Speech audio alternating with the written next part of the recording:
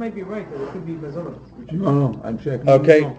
Because of the Torah, I'm checking. No. So I'd like to welcome everyone to another night of chilling with Torah at David Chai Synagogue. This week's parasha is Parashat Emor.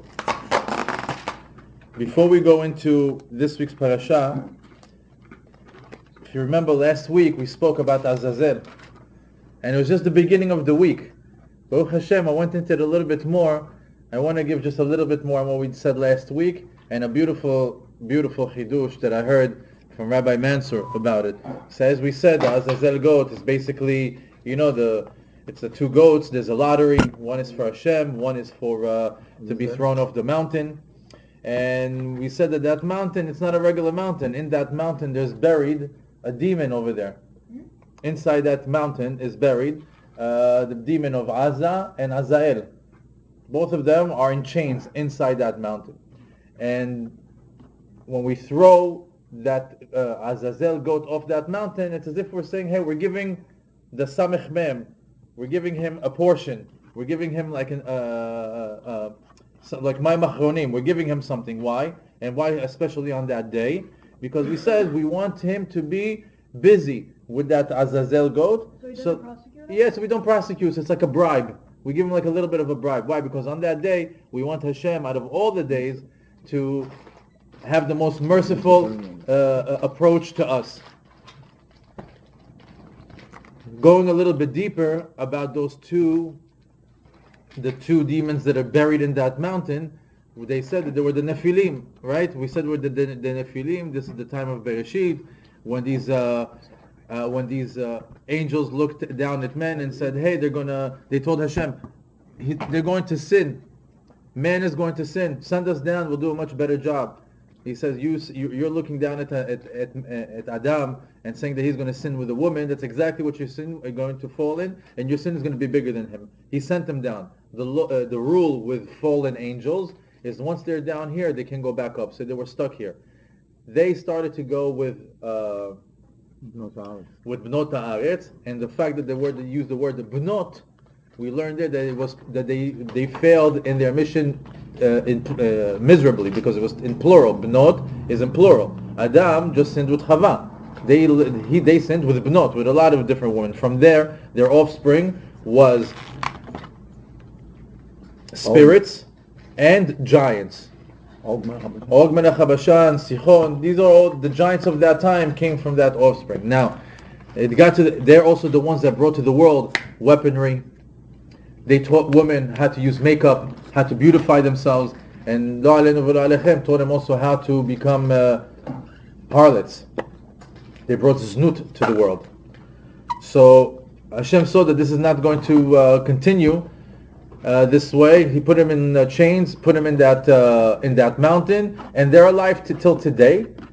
And in the time of Yom Adin, they're going to be taken away and be done with.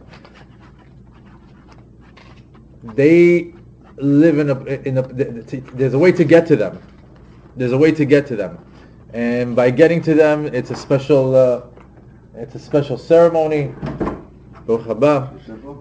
No, there's a special ceremony that they do, that the guy has to come to a Ir HaChoshech, which is a very different place. You have to be really, really embedded in Tum'ah in order to get there. Once you get there, once you find that special place, all these huge snakes come out to meet you, as well as a special creature that looks like a huge cat with small legs and a head of a snake. And the person has to throw the ashes of a white rooster at the eyes of this particular being, and it takes him to Uzzah and Azael, and there they sit with them for several days and they teach them witchcraft. They also brought witchcraft into this world. Very interesting. Who's their prize student? Who spent with them more than 3 days? Bilam. Bilam was their prize student. That's why he knew some of their biggest secrets. So, interesting, when we say Azazel, first we think, my parents used to, not my parents, but people back in the day, they say, Lech Azazel. Who thought it was that word? Secondly, open up the Chumash. It's Place. It's a korban azazel, or some sort of offering with the goat of azazel. And then you go a little bit deeper, the azazel is buried inside the mountain. Look at the beauty of the Torah. The more you look into it, and this is, by the way, came from Zohar, Yalkut Shimoni, Ramban. I looked in a little bit and I found all these things, and when they were saying it, there's more to it, by the way, but we don't have to know every detail. But I thought it was very, very interesting, because every time these things come around, it's like a passing thought sometimes. But if you go a little bit deeper, you see the depth that there is in the Torah. Now, the beautiful chidush that I heard about that was from Rabbi Mansour says over there, let's be the Azazel goat. There's two of them, right? One is Lashem. So, and one is Azazel. So look at the two goats, they're looking at each other. And one says, he sees all of a sudden that the lottery came to him. They take the Azazel goat and they put him on the altar. He's like, poor guy. He lost the lottery. Look at me. I won. I'm alive. Not only that, a few minutes later, you see that the Kohen comes and does a mishaberach on him. Puts his head on him, his hands over his head. Meanwhile, he's transferring all the sins of Am Yisrael to the head of the goat. Meanwhile, the goat is thinking, look at me, the Kohen Gadol giving me special treatment, giving me a mishaberach. Not only that, then they start walking him. He's like, oh, nice. Now they're walking me, taking me for a walk. He's like, poor guy, that guy's already dead. You see? Look at the difference between me and him. Then they come to the cliff. He's like, oh wow, what a beautiful view. All of a sudden, boom, they push him off. It's over.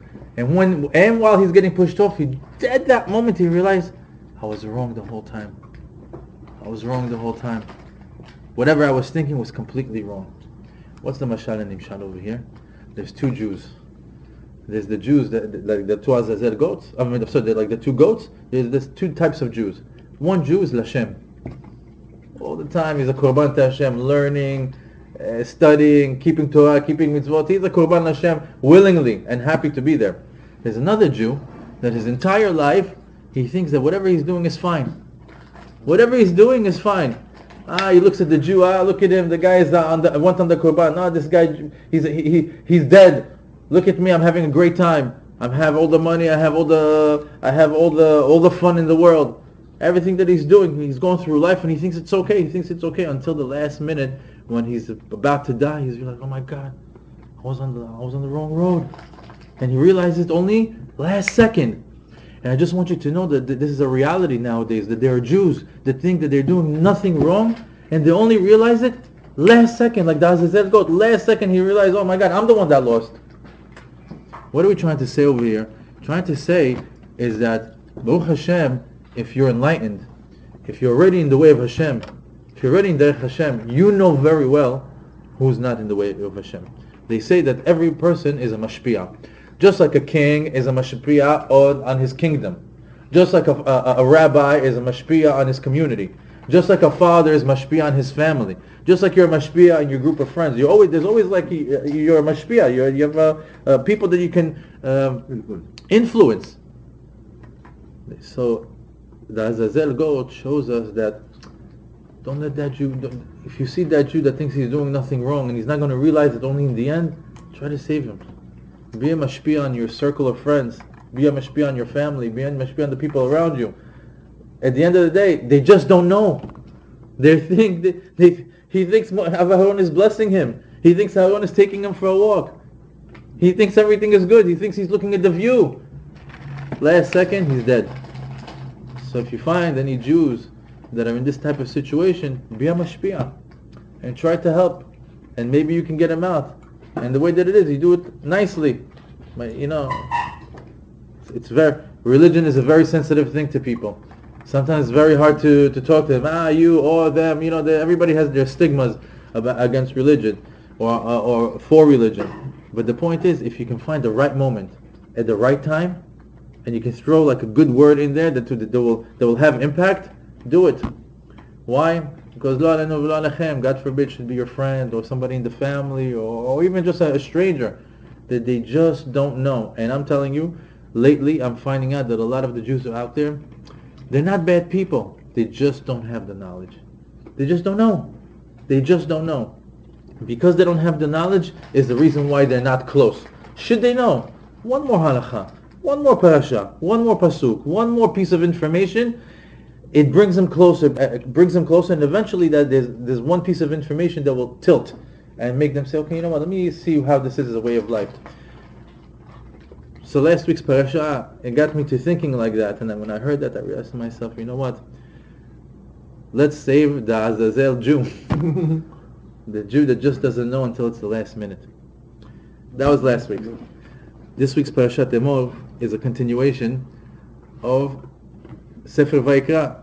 What's Sefer Vayikra? Torah Kohanim. This is the book of the Kohanim. Torah Kohanim. So it says over there all the things that the Kohen is allowed to do. Who he's allowed to marry, not allowed to marry, who he's allowed to become tametu, who he's not allowed to become tametu.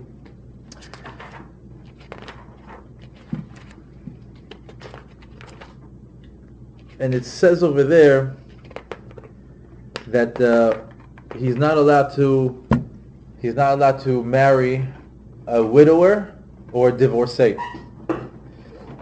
It's one of the rules. A Kohen is not allowed to marry a widower or a divorcee. A widow. Yeah. A widow. Mm-hmm. Yeah. A widow. So I want to share a beautiful story with you. This is a story of Emunah. It's a very famous story. You might have heard it, but it's very, very noga. As soon as you read the pasuk that says he's not allowed to marry a widow or a woman that's been divorced, this story came to my head, and I said, you know what, I have to share it, and I'll share it every chance that I get to. There's a story of a Kohen that lived in Israel, and he was married for many years, and him and his wife could not conceive children.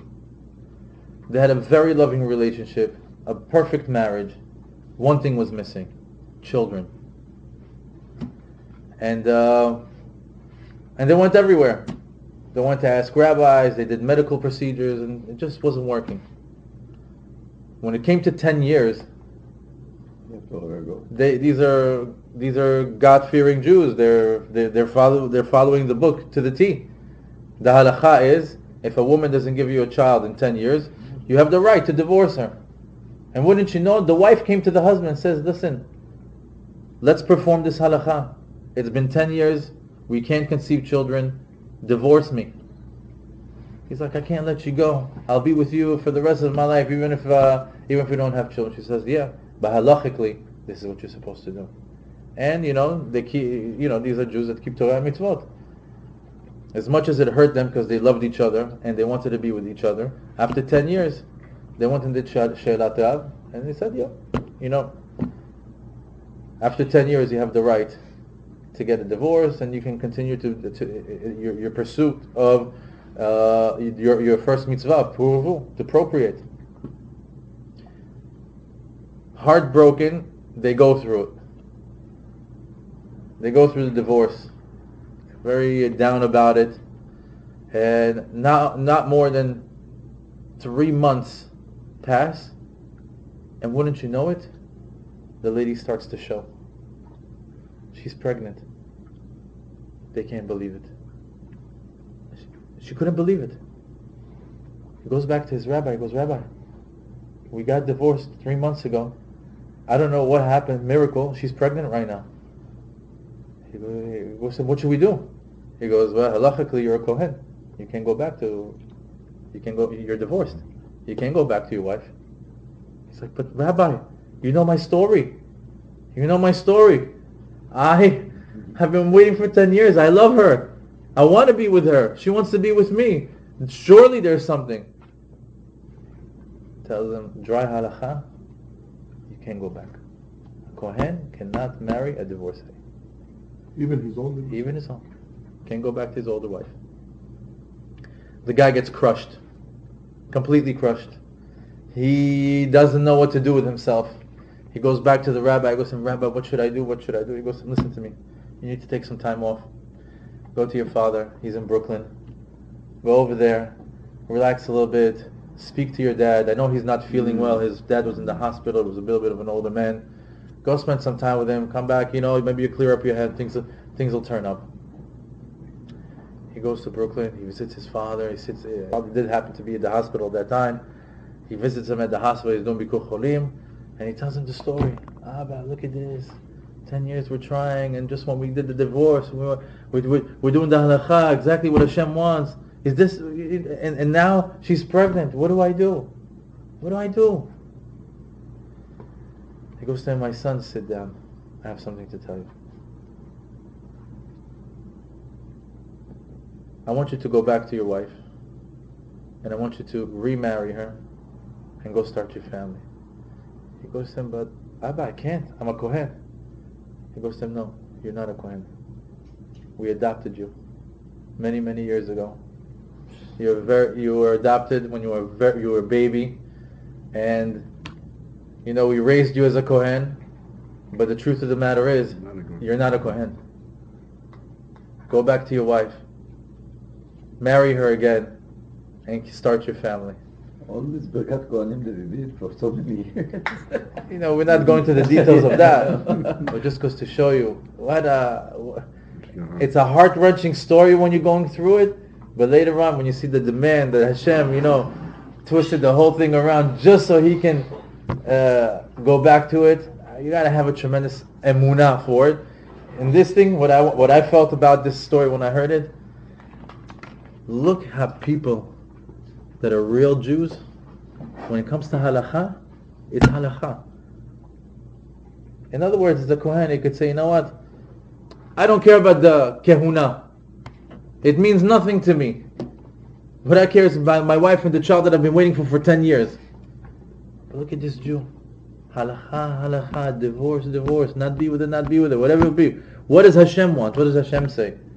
For me, it was, besides a beautiful story about the Kohen, what emunah you have to have that this is exactly what Hashem wants for you. But also I felt like what a release of happiness.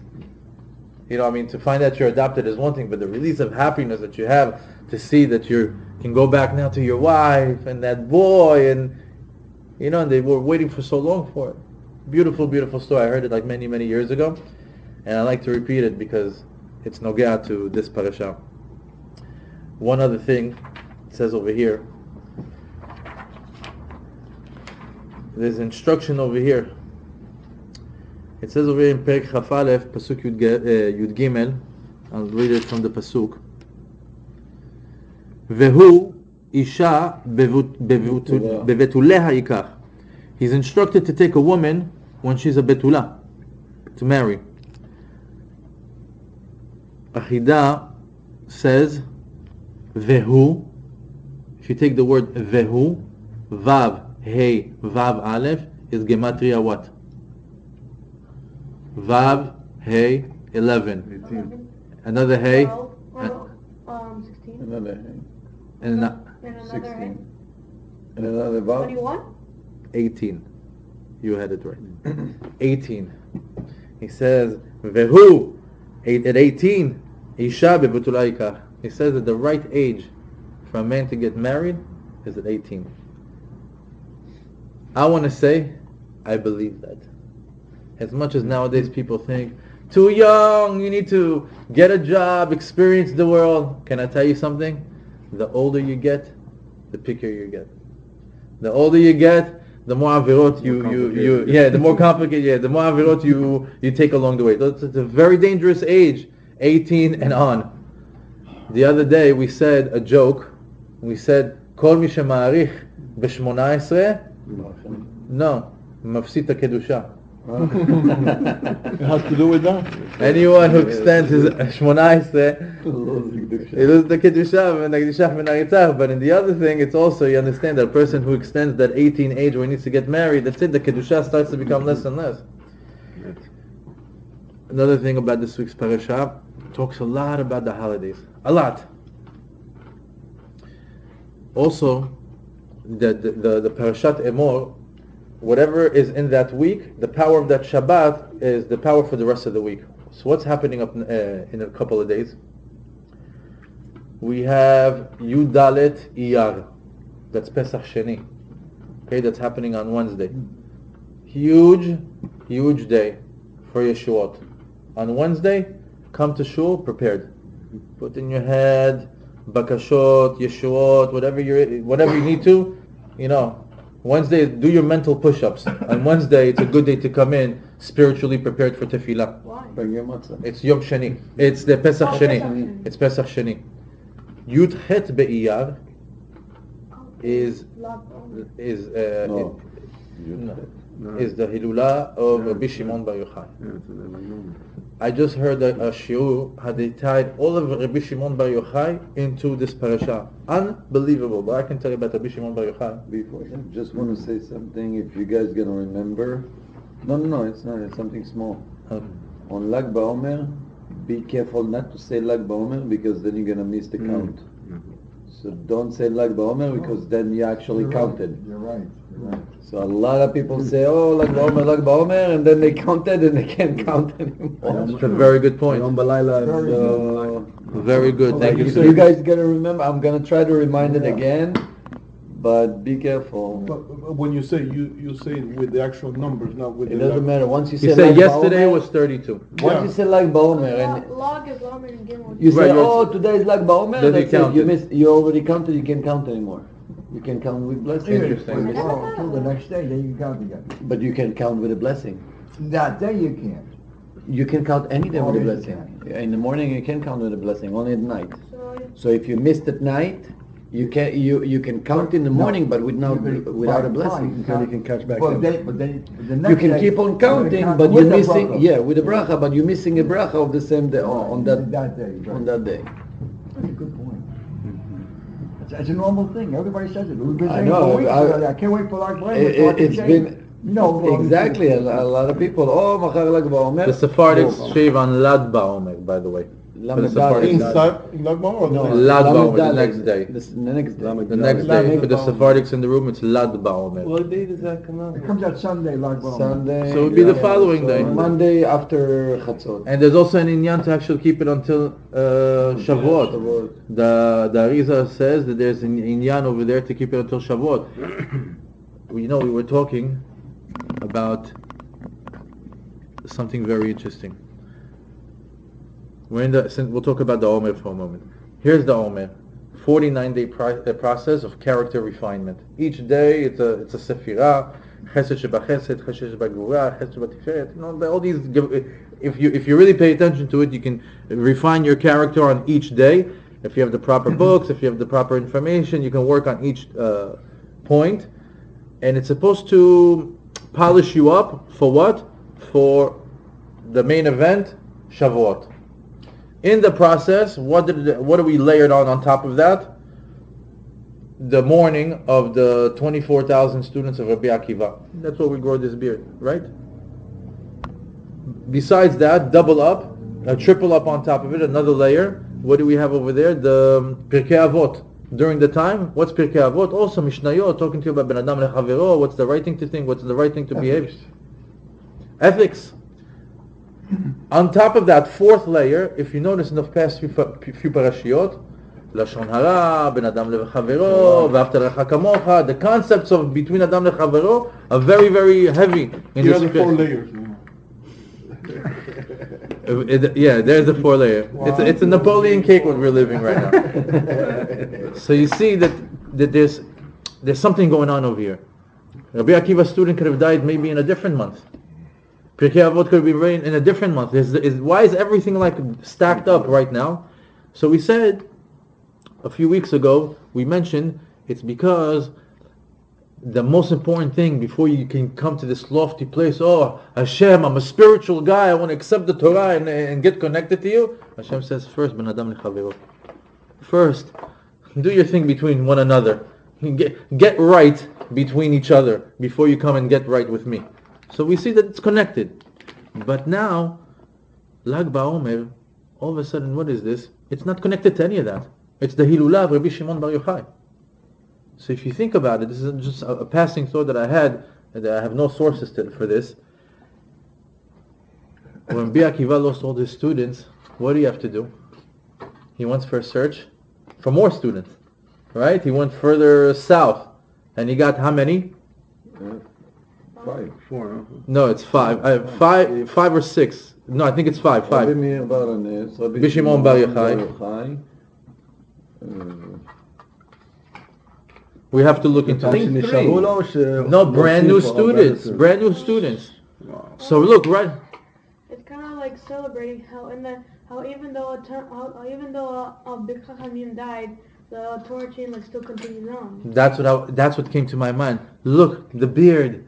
We're mourning, and all of a sudden, big fire. Rabbi Shimon Bar Yochai, celebrating the next loop, the next generation, the next level of Torah. Not only that, Rabbi Shimon Bar Yochai is, Valita l'shamayim v'shavita shevi. What's shevi? Shimon Bar Yochai. It says that Moshe Rabbeinu was in the sky, in the shamayim, and the malachim were giving him a hard time. What? You came here to pick up the Torah? The Torah belongs to us. We're the holy ones. And there's a whole conversation that Moshe was telling them. Oh yeah, do you have a mom?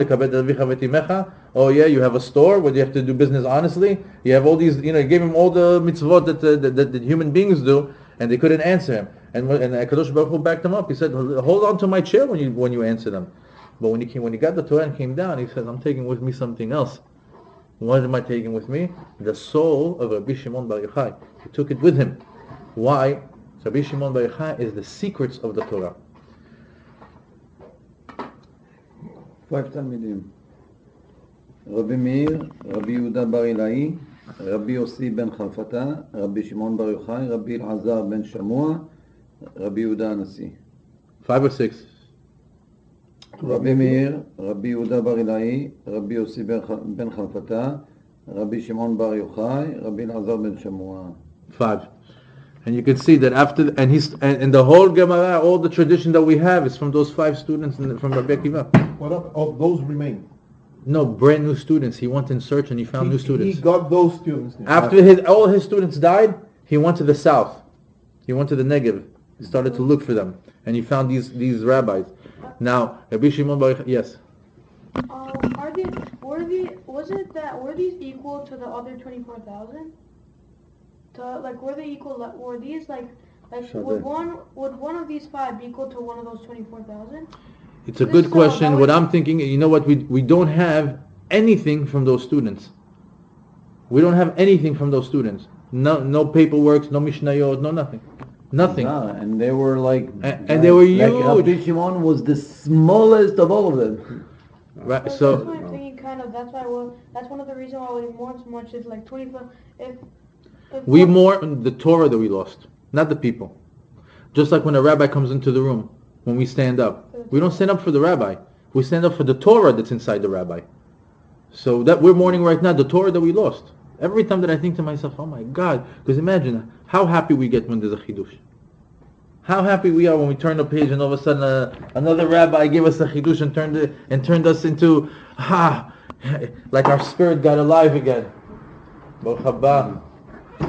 So we see over there that imagine how many chidushim got lost, how much Torah got lost. So that's what we're sad about. But we understand that these 24,000 they were all tzaddikim, but they died because they were so passionate about bringing. They did not honor that others have a different path. Is there something? They had a chidush. Yeah. They had like an unbelievable epiphany. Like, oh my God, I just got the most incredible chidush on this pasuk. They look across the way, the chavruta, and they say, this guy's not going to get it. He's not on my level. He's not going to understand this concept. So, and the other guy is the same thing. Got an incredible chidush. He looks across the way. I can't even share it with him. He doesn't even understand. He's not on my level. And that's what happened. They didn't give a mutual respect to one another on a spiritual level too. By the way, in a few parashiyot, when we talk about Zimri and Salu, the secret of the 24,000 students over there is going to be revealed in that parasha. I'm going to prepare a beautiful, beautiful story for you of Rabbi Akiva's reincarnations. Before he was Rabbi Akiva and after he was Rabbi Akiva. And those 24,000 students, you find them everywhere in his life. When he was in a previous reincarnation, 24,000. Pay attention, when you find 24,000, let's see if you know. Where do we hear 24,000 again?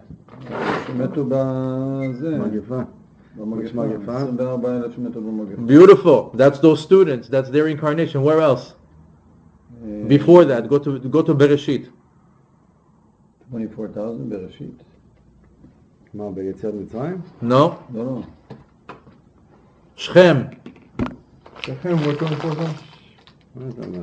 שאברהם לקח... They never learned their lessons. So I'm just giving you a preview that in a couple of weeks I'm going to open it up for you. I'm going to unravel Rabbi Akiva's life in the most unbelievable way. Where do you get from Sefer Gilgulim? Yes, it's in the Sefer Gilgulim. It's exactly from there. So, Where do you get Sefer so Gilgulim? now you see that that now that after the morning we're allowed to shave and allowed to get haircuts, but we're celebrating. What are we celebrating? That the secrets of the Torah has been given to us. Rabbi Shimon Bar Yochai. What is it? It's a big flame. In other words, Esh. What's going on over here? Not only that, there's a custom to keep the beard going until Shavuot. Why? Because if you're really going through a transformation, right? If you're really, really going through a transformation, a spiritual transformation, so you could imagine that not shaving and not getting a haircut for a few weeks, you look different, even to yourself.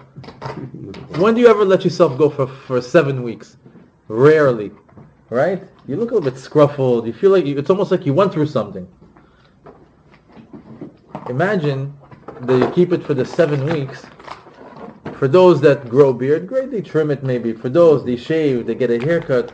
Mamash, after 7 weeks seeing yourself like this, and then all of a sudden, Matan Torah becomes squeaky clean. You come to Hashem like Hashem, I went through this transformation. Yeah.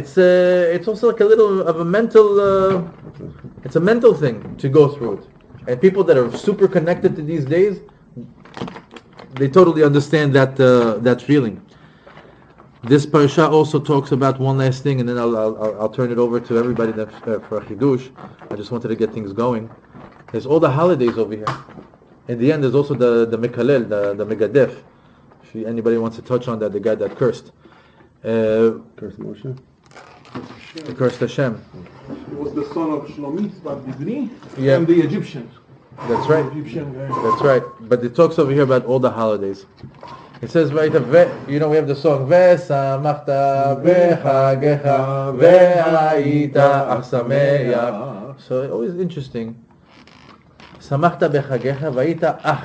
They say, what's ach? It's like you got a hit on the hand. Ach, v'sameach. Why? It's so expensive, the holidays. We eat so much, all the shopping. The bank account takes a little bit of a hit. So you say, I got a little bit of a hit, but still, be sameach, But it's something that's interesting. It talks about a lot of the holidays over here. I'm going to concentrate just on one, on Sukkot. Sukkot has the name of Chag HaAsif.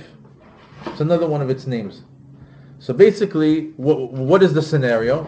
You're sitting in a hut outside, and you're supposed to be happy. Okay, what are you supposed to be happy about? What exactly are you supposed to be happy about? Back in the days, okay, they did the gathering of all their tevuah, of all their agriculture, and they would be happy. Okay, look, I got a bunch of agriculture. I just gathered everything. Bezat Hashem, I'll be able to sell it, take it to make a lot of money, or the fact that it was a successful crop. They're happy of their success because back in the day, working the field, very emotional work and physical work. Why? Imagine waking up every day 5 a.m., working the land, watering it. It's a process. It's a very, very slow process. Imagine after all that, after months and months of working, nothing came through. It's very disappointing. It's not like a business deal over the phone. You hang up, okay, whatever, next. This is hard work. People were emotionally attached to the land. So when they got a crop, it's very emotionally gratifying to have that. So Chag HaAsif. So if it's the name called Chag HaAsif, and we're looking for the spiritual depth of Chag HaAsif, and you're sitting in the sukkah, so what is it? So you're supposed to sit there in the sukkah, and you say, let's think of all the mitzvot that I gathered this year. What did I do? I did chesed with that guy. Oh, I went to that class. Oh, I learned the Torah. Oh, I finished the Masechet in a Gemara. Oh, I did the Chumash front to back. Oh, I did Chok L'Yisrael. All of a sudden, you're starting to go back, and you're sitting in the sukkah. It's 7 days. You got time, and you're thinking about your asif, what you gathered, and you think of all the mitzvot. And then what happens? Then the happiness comes. Why? Because you have time to reflect on what you gathered the whole year. You can go back. It's nice to sometimes sit down and reflect and say, okay, how did I grow spiritually this year? What did I do different? Did I go to minyan every day? Am I in a minyan for mincha and arvit as well? Do I do chesed? Do I do tzedakot? Do I learn Torah? Do I go to classes? And as you're sitting there on Sukkot, they say in Sukkot, that's the holiday to think about those things. Chag Asif. What did I gather? And that's how you get the happiness. That's another one of the holidays that we saw over here. Yeah. So Be'ezrat Hashem, you see we got started. Now let's turn it over to you guys. Be'ezrat Hashem, we'll get some nice chidushim. We have a lot over here, if you want to use from last week, since you were MIA. Well, it's chidush not about the parsha, but about Shabbat. It's basically, I heard it from Rabbi Maoz, and brought down from the Ben Ish Chai. So there was a question if a person can do a kiddush in one place by having in mind to eat the meal in a different place. So are you allowed to make a kiddush, let's say here, when you have in mind that you're going to go home to eat? So basically it says en kiddush ela bimkom suda. So wherever you're going to eat, that's where you're going to do your kiddush. So the kiddush of the Ben Ish Chai was really lovely, and I actually fell in love with this kiddush. It says, מה זה קידוש במקום סעודה? איפה זה מקום הסעודה? Where is the place that you are dining? Is your mouth. This is where you're eating from. This is where you're dining. ומה זה אין קידוש אלא במקום סעודה? הוא אומר, הרבה פעמים יוצא שאתה יושב, מקדש את האוכל, you sanctify the food that you eat, and then you start talking Lashon Hara, you start talking this, you start talking nonsense, and then where is the kiddush? Okay, Mekom Suda you have, but where is the kiddush? He said the kiddush במקום סעודה, תקדש את הפה, like sanctify your mouth, שהוא מקום הסעודה. The mouth is actually מקום הסעודה. זאת אומרת שהאדם היה צריך להיברוא, God should have made a man with two mouths. Like you have two eyes, two ears, two nostrils, two hands, two legs. There was supposed to be two mouths, one to eat and one to speak only divrei Torah.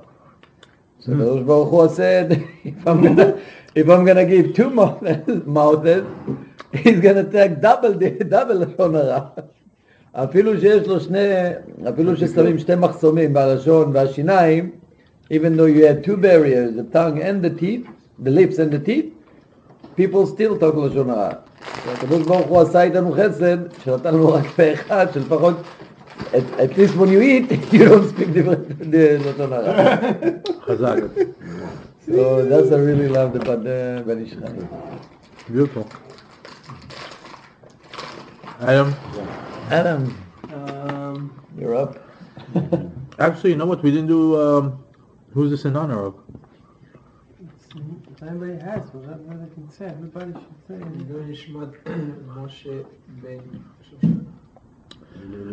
May this class and Divrei Torah be Le'ilu Nishmat of Moshe ben Shoshana. I also have a list of Le'ilu Nishmat. 1 second.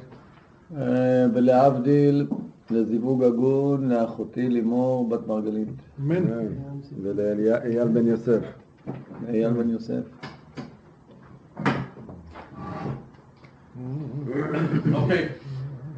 Bezrat Hashem, that is Divrei Torah will be Le'ilu Nishmat of Shalom ben Zechariah, Sarah bat Yoshua, Yosef Yitzchak ben Avraham HaLevi, Simcha bat Shlomo, Shlomo ben Devorah, Avraham ben Alia, Yona bat Chaya. יובל אליהו בן סוזן. Anybody else? Well, I don't know this person, but all I know is that with them in the Shiva, what's Rabbi Sharpman's name? What's the name of the rabbi in your school? He passed away. His name is Rabbi Sharpman. All I know is something Ben Alta Hindo. Reb David. So yesterday we did for Gabriela Bat Ze'ev. my mother-in-law. Thank you. Thank you. Sure. Sure. שבוע טוב. Thank you so much. יישר כוח. Thank you. שבוע טוב. And להבדיל, we're going to do for the living, for רפואה שלמה, שמואל בן עמומה, דוד בן זוהרה, עמרם בן אישה, הרב יושע יוסף פינטו בן רבנית זרי, רב יפת בן חנה, ציון בן זכריה, דוד גיא בן רחל, רבי אליעזר בן עטיה, רב אהרון יהודה לב בן גייץ אופייגה, מיכאל דוב בן דבורה פייגה, פנחס יפה בן ידיד, חיים מאיר בן צילה, and בעזרת השם for זיווגים, for ענבל בת ג'קלין, בת חן בת ג'קלין, דניאל בן גבריאל, דוד בן גבריאל, anybody for זיווגים, איתי בן חנה, לימור בת מרגלית, אייל בן יוסף, and לפריה ורביה, לבן זכר, בריא ושלם, to a beautiful baby girl, רינה בת ג'קלין, ולכל עם ישראל. So go ahead. I was at a restaurant in Mozart. Happens to be maybe like a year or 2 years ago, and there was a waiter there, and he wasn't even religious, but we had a little session of Divrei Torah. I don't know if I was waiting for food. I don't know what it was, but and he tells me a story about a guy in Auschwitz that was forcing people to give their food or to give their clothing to put on tefillin. And there happened to come one guy who had no clothing, no food, he had nothing. And he said, please, let me pray to Hashem, let me put the tefillin on. And then he goes, no, if you don't have tefillin or you don't have food, I'm not giving you the tefillin to pray. What a crazy scenario, you know? So another guy that witnessed this later on told, before I remember on the story, told somebody, look how people treat each other. You think there's a God? You think there's... So he said in Hebrew, he said, Dafka me'arashat alomed, purposely from the bad person you're learning, from the person who's doing the wrong things, you're learning from them. What is that? And when I heard this, I thought about it. We choose what we want to learn. We choose what we want to focus on when someone's acting, speaking, whatever's going on. We choose how and what we want to learn. And that's crazy. So sure, you learn from the other guy. Exactly. Look at them. He's making has nothing. Exactly. Just let me do the mitzvah. So be careful what you choose to focus on. Somebody does something, somebody says something. Be careful. They say you learn from every man. Even from the Hashem, you learn how not to be. Very nice. Well said. So there's another part. Speaking of that, I thought of a Torah lesson that I learned from Rabbi Sadon, and he asked me a question. He said, in the Shema it says, "Lo tatu acharei levavchem v'acharei einechem," right? Yes. So he asked, why is the order first acharei levavchem and then acharei einechem? Because we all know that if there's a specific, if they put it in a specific order, then there's a reason which one came first, right? So it says, "Lo tatu," don't follow acharei levavchem, after your heart and after your eyes. So, but we all know that we see something first and then we feel it. So it should say, "Lo tatu," don't follow your eyes and your heart. But it says, don't follow your heart and your eyes. But think about it. If you see a little kid crying, you feel bad, right? So first you see him cry and then you feel bad. And then if you see a little kid smile and happy, you see him happy and then you feel happy, right? So it should say see first and then feel first. So his question was to me, why does it say the opposite? It says, "Lo tadu acharei levavchem," your heart, and then your eyes. And then it says your eyes. So anybody know the answer? It stems from the heart, though, no? So he gave a mushal. So he gave a... Yeah, go ahead. Maybe the left hand. let's say when we hear something from across the street, like something Move the ketchup something like, and let's say mayo Israel bottles, or please. something, All the way to the back. or something like sand. It like affects us, but we aren't like we don't really feel it, but as much as when we see it. So this wants to like show us how once a person feels it in his heart, to feel connected. So then even if he still doesn't see it, he still feels like connected to it, and feels and like sympathize. That was very creative. I mean, we're gonna hear this Mashal and have a better understanding. So he said that one time there was a guy walking in the street, and the rabbi said, "Come, put tefillin." The guy said, "Tefillin? Don't even ask me about tefillin." He's like, "What? Why would you say that about tefillin?" He's like, so the gentleman starts to explain. He's like, "I was in Auschwitz in a concentration camp, and he's like, there was one Jew there who had a whole siddur. People didn't even have a page from a siddur. This guy had the whole siddur." And he would make people stand in line, risking their life to stand in line to give a piece of their food to pray from this book. They didn't even have food. They would give a piece of it, they would risk their life just there, and he would charge them for this. And he said, if one Jew does this to all these other Jews that are suffering in a concentration camp with a siddur, which is a holy thing, right? All these prayers, then there's no such thing as God. How can it be God if he's letting a Jew do this to all these Jews in a concentration camp with the siddur, right? How's there a God? There's no God. That's what he said. So the rabbi goes, why did you choose to see that amongst the many other things you could have seen? Why did you choose to see it that way? Why didn't you choose to see, look how all those Jews were willing to risk their lives standing in line, give the last bit of food just to make one more prayer honorably and properly to Hashem? Why didn't you see it that way?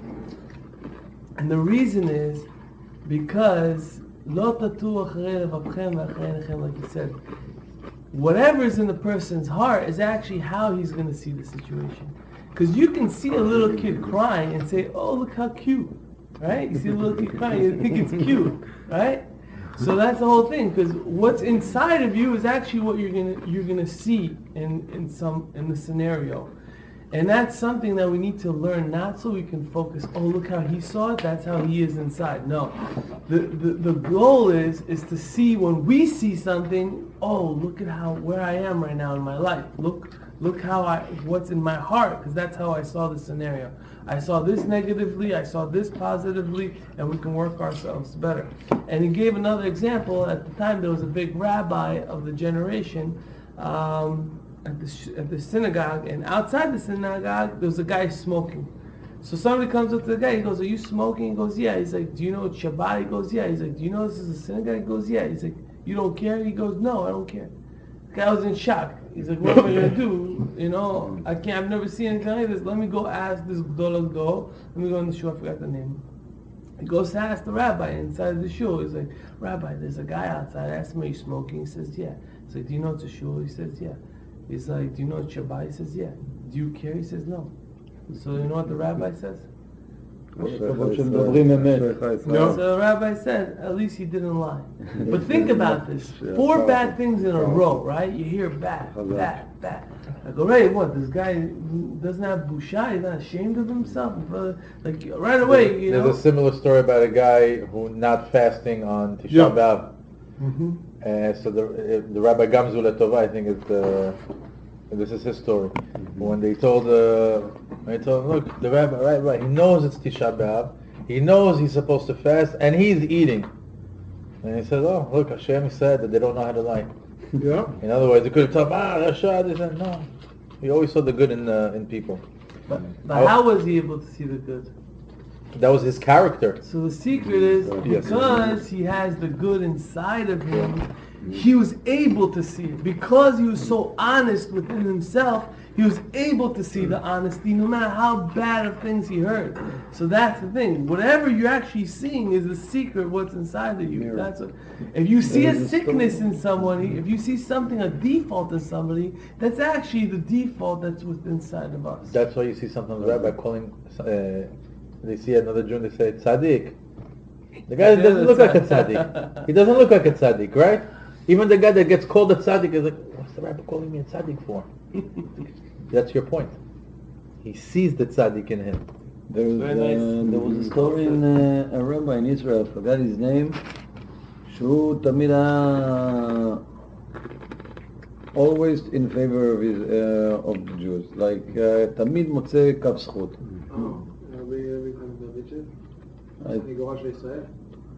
I think so, something like that. So one time they came and told him, like, Rabbi, people are driving on Shabbat. Jewish wedding Shabbat? He said, yes, Rabbi, you're going to have to come and see it. אז אומרים ברגע שהוא בא לגבירות, אף אחד לא אמר, שאחד וחייל לא יראה יהודי מחלל שבת. וואו. מה אתה השגחה פרטית? זה באמת היה רק בעל חסד, כאילו... You know, to your point, like this is something I think about when I do Shema Yisrael. This is my passing thought. I don't have any source for this. What do we do when we do Shema Yisrael? We cover our eyes. Why? Focus. Why? What's this custom of covering our eyes? They're doing a shin with their fingers, no? We don't see Hashem. We don't see Emunah. It's Emunah. You don't see? So I thought the thing that came to my eyes is because the eyes lie. Like the eyes are deceiving. Yeah. Also, you can get lied to visually. Like, for example, what's magic? Magic is a sleight of hand.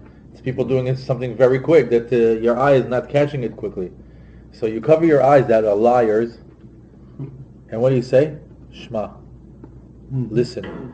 Something about the listening part of Torah has a much stronger power to the neshama. I feel like listening to Torah has a much more power than seeing. Or, I don't know. I know that we're always saying protect the eyes. The eyes are, there's something there. But Shmiya, also, what Shema said, they could have used any other words. Why the word Shema said?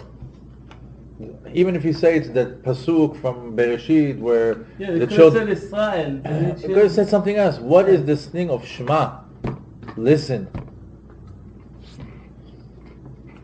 Whatever, passing thought. That's why it's chilling with Torah. Anybody want to take it from me? So I thought that there's a whole idea of also when Am Yisrael were in Har Sinai, Sham'u. They listened. They saw. They didn't see Hashem. Shamu'u and Ra'u et hakolot. In other words, they saw sounds. In other words, it's still a sound. It's still a sound.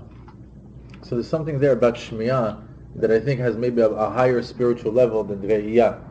It seems that way. And I think it's more like an emunah thing, because you have the choice to believe. So like you said, your eyes can deceive you. I mean, so it's a famous saying, I got to see it to believe it. Yeah. So we were, our souls, they say we're at Mount Sinai. Were we there? Did we say? No, but Bidyuk, Shema, listen to what your forefathers said, listen to what the Rabbanim say. It's a basis of emunah, the Shmiya. Lately, emunah is coming up a lot. It's between your brain. It's you have one on each side. Oh, they can see. Beautiful. Yeah. You have a chidush? I don't know if it's a chidush, but something on the Ben Ish Chai, since Eliyahu shared something, I read something about, she was, connects to the Parashat of the Kohanim, it says, Kiddushim to you, Ki Kadosh Ani. So it says once in Iraq, in Baghdad, a Muslim man came to the rabbi, and he says, you're supposed to be holy. Kiddushim atem, you're supposed to be holy, and the rabbi says, no. He says, so what keeps you guys holy? By mikveh, right? By washing. And the rabbi says, it's true, yes. You become tahor from washing. And he goes, so how can it be? He goes, that we're holier than you. And he says, we wash 5 times a day. We wash from our shoulders down to our hand, from below, from our knees all the way down to the feet. And we pray 5 times a day. You guys only do a little sprinkle of water on the hands and you say that's it? And the rabbi said, I don't want to answer you. You know this? He said, I don't want to answer you. And he says, what do you mean, why not? And he says, I'm afraid that you're going to be a malshin. You might tell other people and it won't be good for the Jews. And he said, I swear to you, I won't say anything. I want to know an answer. I want to hear an answer from you. I said, okay. He says, it's true, water purifies, and water can purify. He says, but let's say I'll give you an example of a chicken. Everyone eats chicken and agrees that it's a good animal to eat. What does a chicken eat? A chicken can go eat from the garbage, can peck anywhere and it can eat all kinds of stuff. But we all agree that the chicken is a good animal to eat. He says a frog, on the other hand, is born in the water, and it grows in the water. It's conceived in the water, grows in the water, and it's disgusting. No one's who eats frog? Well, besides the Frenchies, they said they want frog legs. But so it says something that's you know, if it stems even from impurity, doesn't matter how much water you put on it. So the Arab left and never came back to see the Rambam. It says Kedushim Atem. It's true. We stem from a source. You know, a neshama of a Yehudi is not the same. We have the ability to become, you know, to connect on different levels. I'm not saying that the goyim, you know, don't have. We're all in Tzelem Elohim, but we have to be Kedushim and we have to be an example. You know, to Kol Ha'amot. So I heard something very interesting from Rabbi Hasharov Cohen. He's a genius. He's a genius. Who's that? He's a genius. What's his name? Hasharov Cohen. He went to the Chinese medicine, studied it, mastered it, came back and took it to a different level. And the way that he explains the things in general, especially when it comes to health, if you really want to find out how the world works with medicine and food and all that, whatever you think right now, it's completely the opposite, and he'll prove it to you, and it's unbelievable. I'll give you an example. He says, coughing. What's coughing? You're releasing He says there's something inside, and and the body's getting rid of it. it. What do we take? Whatever. Cough medicine to what? To leave To it suppress inside. it, to leave it inside. Yes, no. Think about it.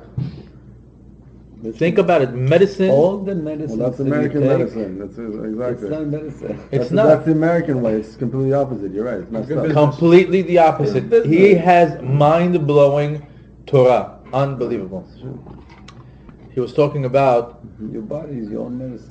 You have antacid, so take a pill. So you won't have antacid. Where's the shtiyot? Look what you're eating. You know. he says that No, your body is your Because look what- medicine. Your body is your medicine. Right. Your body fights. And what we eat. You know, man. so he's saying the difference between a Jew and a goy. Bottom line, not much.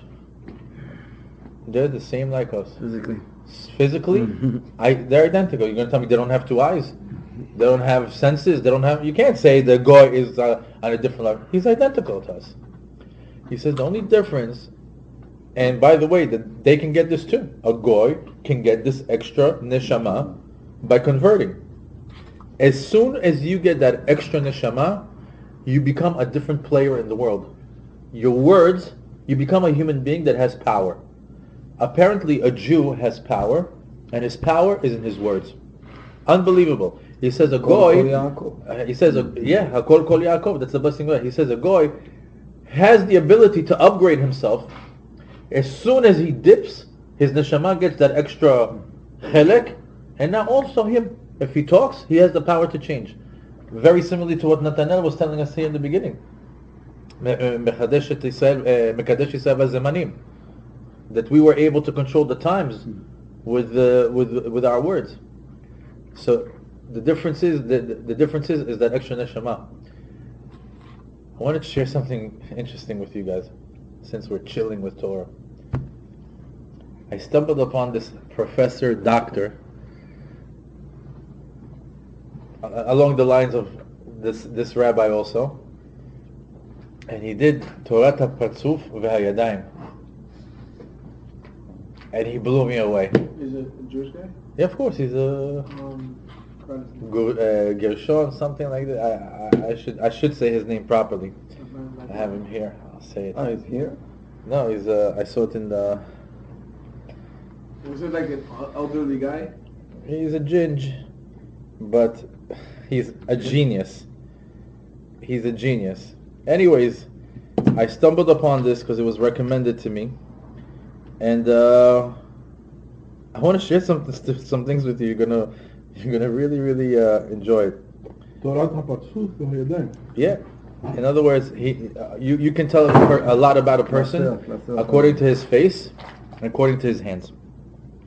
The rabbi's name is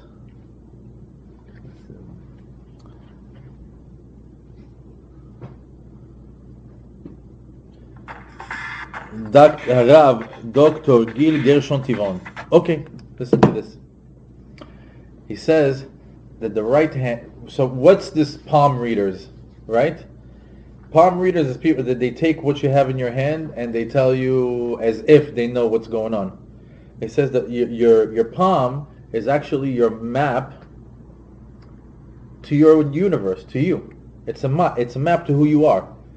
Your right hand is this life, and your left hand is your past life. No kidding. Yeah. So he says, Torah Panim. I'll share it with you, Eli. I'll share it with you. I'm telling you, I started to hold people's hands and look at it, but he says it's only to show potential of what you can do, what your character is, what you can do with it. God forbid you should never use it, like take your friend's hand and you see, oh, my short life, long life. He says, sometimes he says he wishes that he never knew that so early.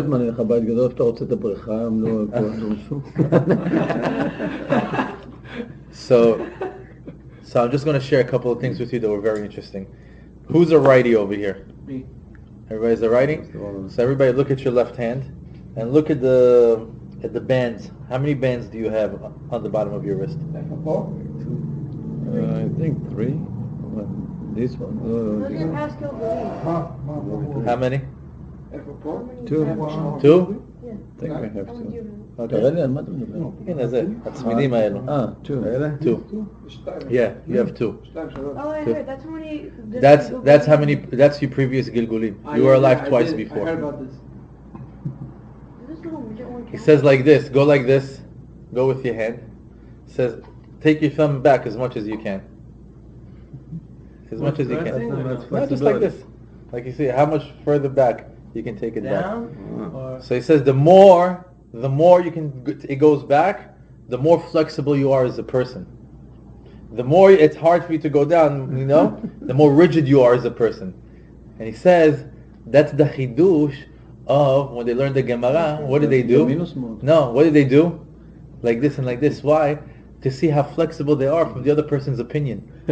It's Kabbalistic, that whole movement that they were doing. You have an opinion, I have an opinion. Let's be flexible about each other's opinions in order to accept it. Huh? What? I'll tell you another. Everybody have 2 Gilgulim? Pretty much. I might have 3. He says those 2 lines over here. On the right hand? One on the right hand is for this life. First of all, it's about. This is your life over here, right? And this is your past life. You could see. I mean, I'm not gonna go into too deep, so like that people don't start judging themselves, money, kids, this, that. But there is ways to tell all that. But I thought that was interesting, just to keep it light, not to go deep into it like we're palm readers over here. He says, do you see from your thumb, there's like lines coming out? Yeah. Thin line? Yeah, like This line? yeah. Oh. Those are stress lines. I'm stressed. You're not stressed. Let me explain to you. Yeah. He says the lines that come from the thumbs, These are lines like. those are stress lines. And he says the minute they start to, if you have here, it means something. If it goes into this area here, it means something else. And if it goes past this line, you're in trouble. Actually, once it gets into that outline, you're in trouble. Why? Because the stress is already taking over your life. So if you look, we see almost everybody has a little bit by their thumb. Mm-hmm. Something interesting also that he said is that these lines that we have over here can change. Can change. All depends on how you act in your life. For example, there was a rabbi that saw that his wife was going to die that day. That day. He was like, he looked at her hand, so that was the day that she was supposed to die. He went and he started to do mitzvot, maasim tovim in her name. He prolonged her life for 10 years. After 10 years, he looks at her line again. He sees, oh, today's the day again. He's continued to do his mitzvot, maasim tovim in her name. Turned out to be, she lived for an extra 20 years. But the rabbi was trying to say that because even though you think that it's final what's over here, nothing is final for a Jew, because if you do Torah, mitzvot, maasim tovim, you can always change it for the better. Anyways, try to check out this rabbi's class. Super interesting. Super interesting. I mean, I just gave you a few ones that were light. He got a little bit heavy and deep, and it was really good. And you can't help but do it. You can't help. Yeah. But that was it. זה חוכמה. Moshe Abraham, you have a chidush for us? מחילה, guys. אני קטונתי מכל החייך, אני רק רוצה לשמוע. How about you, Yaakov? You have something for us from I the just yeshiva? want to say, before you go, that there is a Gemara class here on Tuesday with Dr. Avisar. And I would just like to invite everybody, because we're all about limud, you know? Yep. 8:30, what? About 8:30, yeah, it's very good. It's Tractate Beitzim. Tuesday? Tuesdays, every Tuesday, so... Every year. See, Anytime. see, a Jew without limud... David, you have a chidush for us? Can you just close this plastic thing so it doesn't... A VQ student feels that their chidush is too good. I think mine is the opposite, but... Okay, it's just a Rashi that I found, but I like it. So it says that Aharon and his son. Okay, it says the Bear Aharon Banav Vayinazu. So Hashem spoke to Moses saying, "Speak to Aaron and his son, and that they shall withdraw from the holds of the children of Israel." Now, why? Because if someone might have like a blemish, and he wouldn't be able to like, and he would not. He would like it wouldn't look good for Hashem. Like if a king would send a messenger, if a king would send a messenger, you wouldn't want it to be with a person with an eye patch. You would want it to be a good, whole, clean person. So, Sarshak on that actually a blemish. I found a blemish. It also says if your eyelashes are too long. Really? And that's a blemish? Right over it. There goes my Kohen career. Abnormally long not these eyebrows. Oh, eyebrows. That they are so long that they rest on his face. Yeah. According to someone else, it says that that means a person's hunchbacked. Really? There's a story of a rabbi that used to have giben. They used to have his eyebrows over his eyes, and you have to lift his hair to see people. So anyway, so that person will get death mina shemayim, but also the thing it says that the word withdraw is the yinazru, and it says here that it comes from the shoresh it comes from the word nazer, which means crown. So it shows how some people they'll go and they'll think highly of themselves. Like let's say prominent businessmen, or people who hold themselves in high regard. So they shouldn't desecrate Hashem's name, even though they're better than other people, because to a certain degree. Yeah, because they are the projected. They let's say the Kohanim, especially the Kohanim. They are the projected. They are Hashem's messengers from his castle up in Shemayim to down here. So especially them, they have to be extra careful. Beautiful. We are so Bnei Yisrael are his nation, are projected onto the rest of the world. You know that Katz is a Kohen. Kohen Tzedek. You know why that is? Why? It's Kohen Tzedek. Kuf and Tzaddik, Katz. Mm-hmm. That's how that word, the name Katz came from. In the Holocaust, no? Is that where it's from the Holocaust? Because last name Cohen is like obviously you're a Jew. Right. גם זה, אזולאי. אזולאי מהכהנים? אישה זונה וחללה לא ייקח. באמת? אז הם כהנים? הרי אישה זונה בחללה לא ייקח, זה אזולאי. Azulai, I always said Azulai if you translate to English, so maybe. אזולאי. David, so maybe. Azulai. David, so maybe. It is? No, give us a chidush. I don't have one. Really? Something Kohanim? Tov, Baruch Hashem. Another unbelievable session at David Chai. Bezat Hashem, we'll pick it up again tomorrow. And thank you to the anonymous donor. Hashem varech oto, v'samach oto, ge'ubacha v'tzacha and all his endeavors. If he needs a zivug, if he needs children, if he needs parnasah, Hashem bless him and the merit that everybody here dined and enjoyed. And Hashem give him all his heart's desires fulfilled. Amen. Thank you.